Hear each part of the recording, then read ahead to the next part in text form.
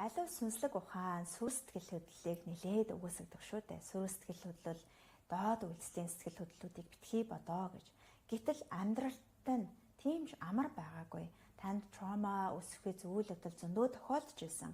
Хатуу ширүүн нөхцөл байдал туссан бол ийхүү сөрөг бодлуудаасаа доод үйлслийн бодлуудаас ангижрах маш хэцүү байдаг. Хорон бүрэл бодогдно шүү дээ.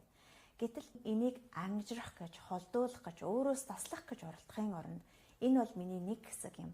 Миний түүхийг барьж байгаа, миний хамгаалалтын нэг хэсэг юм гэж үзээд дотгошоо чимээлээ чагнаад үзээд эвлрээд нөхөрлөөд дэмжлэг үзүүлэхийн цагт өөрөө төлөвөө өөрчлөн хувирдаг байгаа.